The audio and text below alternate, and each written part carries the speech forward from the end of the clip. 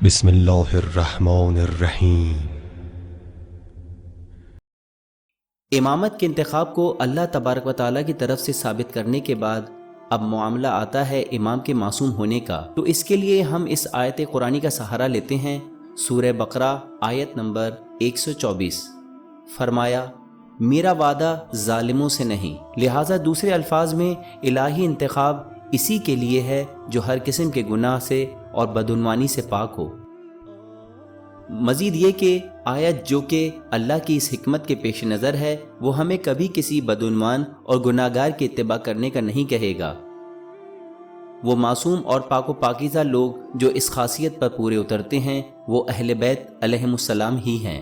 پچھلے سبق میں ہم نے یہ پڑھا تھا کہ رسول اسلام صلی اللہ علیہ وآلہ وسلم نے فرمایا میں تمہارے درمیان دو گراں قدر چیزیں چھوڑے جا رہا ہوں جن سے اگر تم منسلک ہو گئے تو کبھی گمراہ نہ ہوگے، اور وہ کتاب خدا اور میرے اہل بیت ہی ہیں۔ اہل بیت اور قرآن ایک دوسرے سے کبھی جدا نہیں ہو سکتے یہاں تک کہ وہ حوض کوثر میں مجھ سے آ ملیں گے۔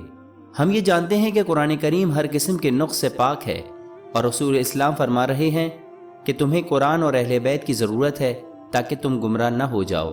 سوال، اہل بیت نے کوئی گناہ سرزد کیا ہو تو کیا رسول اسلام ہمیں اپنے اہل بیت کی اطاعت کا حکم دیں گے؟ کیا ایسا ہو سکتا ہے کہ رسول اسلام ہمیں قرآن کی اطاعت کا تو حکم دیں جو ہر قسم کی تحریف سے پاک ہو، اور اپنے اہل بیت کا نہیں کہ جو معصوم نہ ہوں؟ اب ہم یہ کیسے ثابت کریں کہ ائمہ کے پاس بھی خدا کا دیا ہوا علم ہوتا ہے؟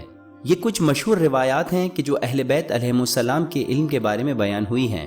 رسول اسلام صلی اللہ علیہ وآلہ وسلم نے فرمایا میں علم کا شہر ہوں اور علی اس کا دروازہ، جو کوئی بھی شہر میں داخل ہونا چاہے اسے دروازے سے ہی آنا چاہیے۔ قرآن کریم میں اس بارے میں کہ کس کے پاس کتاب کا علم ہونا چاہیے آیت موجود ہیں۔ سورہ رعد آیت نمبر 43 میں ارشاد ہے اور یہ کافر کہتے ہیں کہ آپ اللہ کے رسول نہیں ہیں، آپ جواب دیجئے کہ مجھ میں اور تم میں اللہ گواہی دینے والا کافی ہے، اور وہ جس کے پاس کتاب کا علم ہے۔ اب اس آیت کے مطابق اس شخصیت کو سمجھنے میں کوئی شک نہیں کہ کس عظیم ذات کے پاس کتاب کا علم موجود ہے۔ حضرت سلیمان علیہ السلام کے قصے پر نظر ڈالتے ہیں۔ انہوں نے لوگوں سے کہا کہ اس دور کی ملکہ کو ان کے پاس لایا جائے۔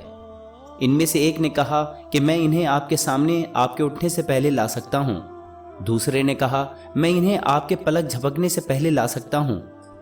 اللہ تبارک و تعالیٰ اس شخص کے بارے میں سورہ نمل آیت 40 میں ارشاد فرماتا ہے جس کے پاس کتاب کا علم تھا وہ بول اٹھا کہ آپ پلک جھپکائیں، اس سے بھی پہلے میں آپ کے پاس پہنچا سکتا ہوں۔ اگر اس شخص کے پاس کتاب کے کچھ حصے کا علم تھا اور وہ شخص اس قابل تھا کہ آنکھ جھپکنے سے پہلے ایک سلطنت سے دوسری سلطنت تک تخت لا سکتا تھا، تو سوچیں وہ کیسی ذوات مقدسہ ہوں گی کہ جن کے پاس پوری کتاب کا علم ہوگا۔ روشن اور واضح روایات کے مطابق یہ امام علی ابن ابی طالب علیہ السلام اور اہل بیت علیہم السلام ہی ہیں۔ ایک اور مثال، اللہ سبحانہ و تعالی سورہ احزاب آیت 33 میں اہل بیت کی پاکیزگی کے بارے میں ارشاد کر رہا ہے۔ اللہ تعالیٰ یہی چاہتا ہے کہ اے نبی کے گھر والوں تم سے وہ ہر قسم کی گندگی کو دور کر دے اور تمہیں خوب پاک کر دے۔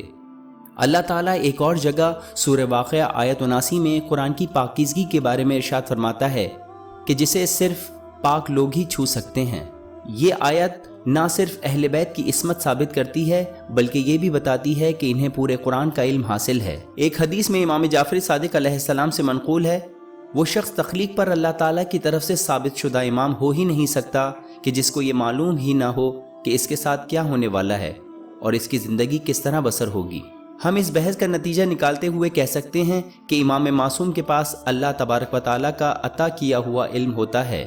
اس سبق میں امام کی عصمت اور علم کے بارے میں ہم نے تفصیل سے بیان کر دیا ہے۔